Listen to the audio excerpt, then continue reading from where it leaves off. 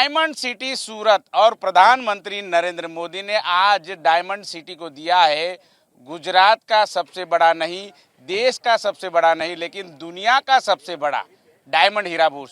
तस्वीरें आप देख सकते हो, इस प्रकार से पेंटागन से भी बड़ा ये डायमंड बुर्ज है और यहाँ पर डायमंड के जो खरीदार है सीधा यहाँ से डायमंड परचेस कर सकते हैं। सबसे पहले जान लेते हैं कि डायमंड हीरा बुर्ज की खासियत क्या है। हमारे साथ मौजूद है हीरा बुर्ज के प्रवक्ता दिनेश नावड़िया और जीजेपीसी के पूर्व चेयरमैन हैं। दिनेश भाई, आप बताइए, ये जो डायमंड हीरा बुर्ज है प्रधानमंत्री मोदी ने आज लोकार्पित किया है, क्या खासियत है इनकी?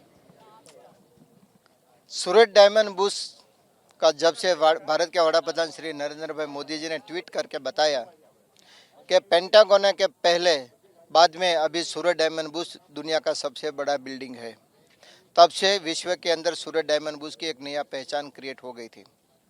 सूरत डायमंड बुर्ज के अंदर सुविधा जो उपलब्ध है वो जेम्स एंड ज्वेलरी सेक्टर के साथ जो काम कर रहे हैं, इन लोगों की जो रिक्वायरमेंट रहती है वो रिक्वायरमेंट के आधार पे पूरा बिल्डिंग का डिज़ाइन किया गया है। सूरत डायमंड बुर्ज के अंदर भारत का सबसे बड़ा कस्टम क्लियरेंस हाउस बन के रेडी हो गया है।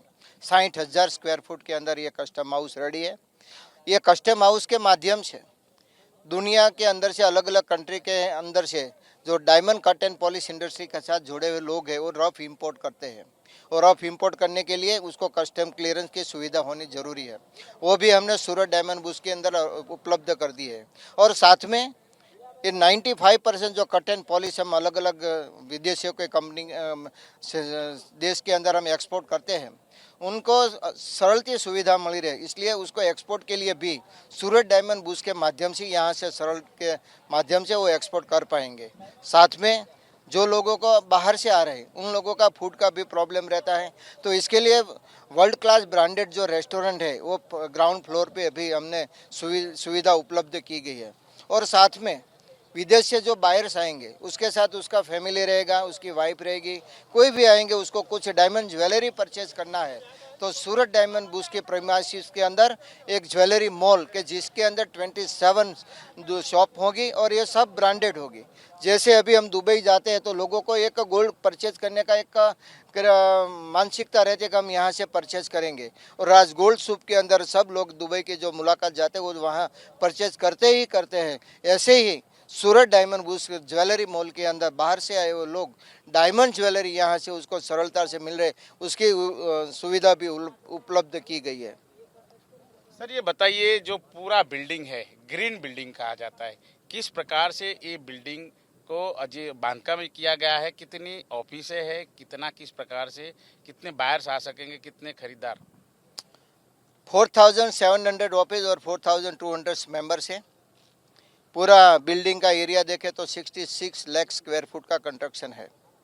ये कंस्ट्रक्शन पूरे वास्तुशास्त्र के थीम पे उसकी पूरी डिज़ाइन बनाई गई है। खास करके हम पंचतंत्र के जो लैंडस्केपिंग के बात करें उसका पूरा ख्याल रखा गया है। ये एक अलग थीम है। दरेक जो अलग अलग अग्नि है, वायु है, जो दिशा रहती है उस दिशा के आधार पे यहाँ गार्डनिंग किया गया, उसके आधार पे उसका स्टेचू भी वहाँ लगाया गया है। और ख़ास करके पूरे बिल्डिंग के अंदर ग्रीन बिल्डिंग का अवार्ड इसलिए प्राप्त हुआ है कि पूरे गिल्ड जो 35.4 एकड़ के जो लैंड, इसमें से 15 एकड़ के अंदर तो सिर्फ गार्डनिंग है, तो इसलिए ये पूरा बिल्डिंग ग्रीन बिल्डिंग के तरीके से भी जाना जाएगा। और जो बीच का कॉरिडोर है 15 माल के ऊपर से नीचे तक देखेंगे तो पूरा ग्रीन ग्रीन ही देखेंगे। ऑलरेडी अंदर की साइड भी गार्डन हमने डेवलप कर दिया है। उसके बीच में बैठने के लिए किसी व्यक्ति को आराम करना है बैठ के, तो भी वहाँ से बैठ के वो ग्रीन एरिया के अंदर आराम कर सकेंगे। कुछ रिलैक्स होना है तो भी हो सकते हैं। तो ऐसे देखें तो वर्ल्ड क्लास जो फैसिलिटी है पूरे दुनिया के अंदर डायमंड इंडस्ट्री के साथ जुड़े लोग इतने सालों से, वो इजराइल है या साउथ अफ्रीका है या दुबई या बेल्जियम है, अमेरिका है, सब जगह पे जाते हैं। तो वहाँ जो उन्होंने कुछ नया देखा वो सब नया चीज़ को यहाँ इम्प्लीमेशन का पूरा ध्यान ख्याल रखा गया है।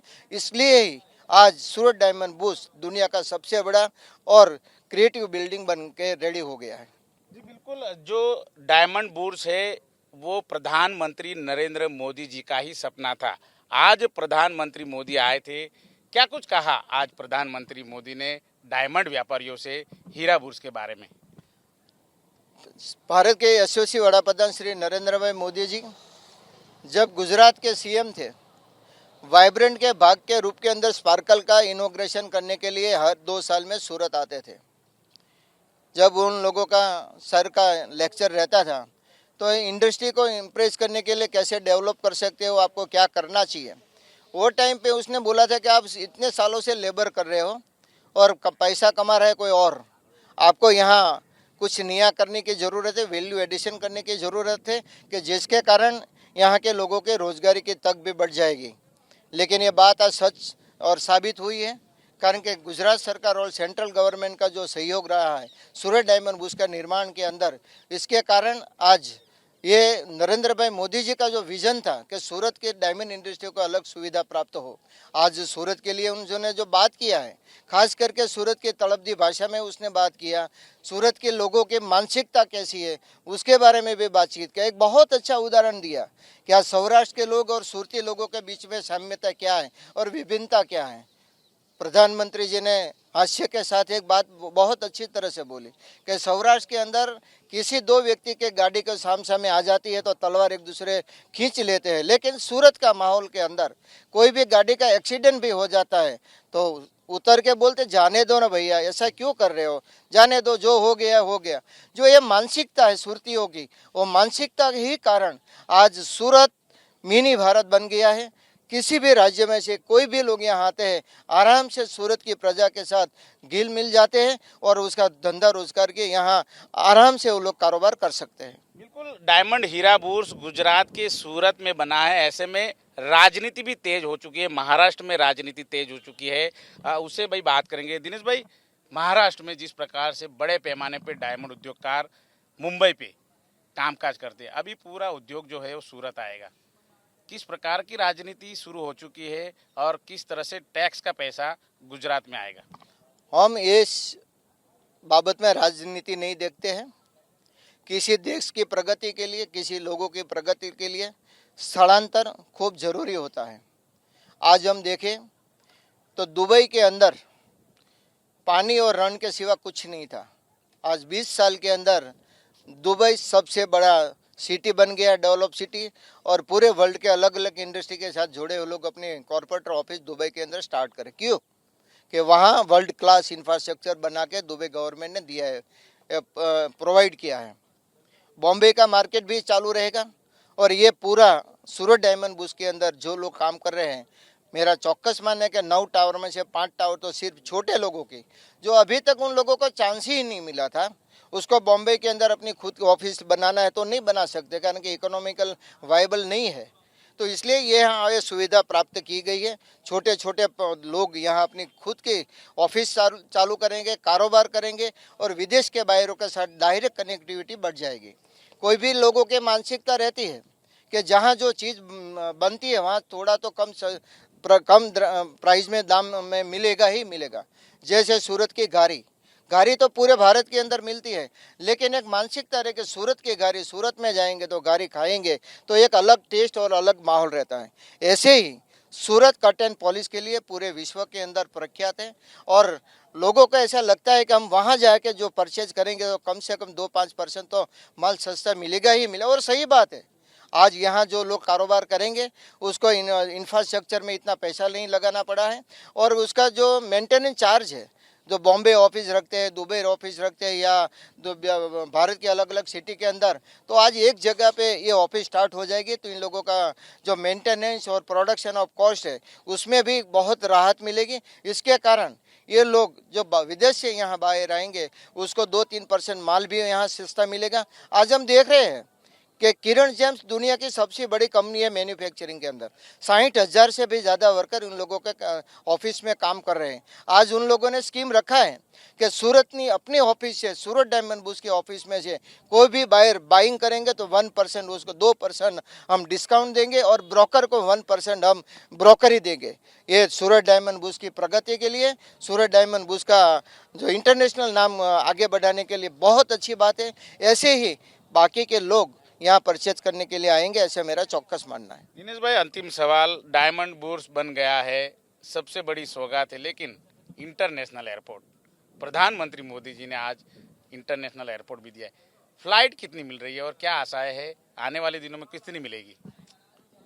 भारत के वडाप्रधान श्री नरेंद्र भाई मोदी जी गुजरात के जब सीएम थे तब हम उन लोगों के साथ आंदोलन में भी साथ जुड़े हुए हैं। भारत के कांग्रेस सरकार के समय पे सूरत इंटरनेशनल एयरपोर्ट की डिमांड के लिए सूरत एयरपोर्ट के रनवे पे गुजरात के अलग अलग सांसद, खास करके हमारे भारतीय जनता पार्टी के गुजरात प्रदेश के अध्यक्ष और नवसारी के सांसद श्री CR पाटिल जी की आगेवानी के अंदर हम सब लोगों ने एयरपोर्ट पे रनवे पर सो के उसका विरोध किया था कि सूरत को इंटरनेशनल एयरपोर्ट मिलना चाहिए। जब से NDA सरकार बनी है 2014 से, नरेंद्र मोदी जी ने भी आज अपने भाषण में किया कि यहाँ एयरपोर्ट देखना भी एक शर्म लायक बाबत थी। इससे तो बस स्टॉप भी अच्छे थे, वो बाबत इन लोगों सर को ख्याल था। इस बाबत को ख्याल रख के आज 350 करोड़ रुपया सूरत एयरपोर्ट में डेवलपमेंट कर दिया और रेडी हो गया। आज सर ने सूरत डायमंड एयरपोर्ट इंटरनेशनल एयरपोर्ट का इनॉग्रेशन कर दिया है। और दो बात भी रखी है सामने कि अभी दुबई और हांगकांग की फ्लाइट तो ऑलरेडी आपको मिल ही जाएगी, लेकिन अगले दिवसों के अंदर सूरत के अलग अलग देशों के साथ कनेक्टिविटी हम भी बढ़ा देंगे। तो ये मोदी जी की गारंटी है और मोदी जी की गारंटी अभी पूरे वर्ल्ड के सब लोग मानते हैं और भारत के लोग तो मानेंगे, लेकिन सुरतियों को और विशेष लगाव है प्रधानमंत्री के साथ। और प्रधानमंत्री जी ने जो मोदी जी की गारंटी की आज बात किया तो हमको पूरा विश्वास है, पूर्ण विश्वास है कि आते के नेक्स्ट 2-3 मंथ के अंदर बाकी कंट्री के साथ भी कनेक्टिविटी बढ़ जाएगी। तो ये थे GJEPC के पूर्व चेयरमैन दिनेश नावड़िया और सूरत डायमंड बुर्स के प्रवक्ता भी है, जिन्होंने कहा है कि आने वाले दिनों में दिन चौगनी जिस प्रकार से प्रगति होती है डायमंड बुर्स की, वो देखने को मिलेगी।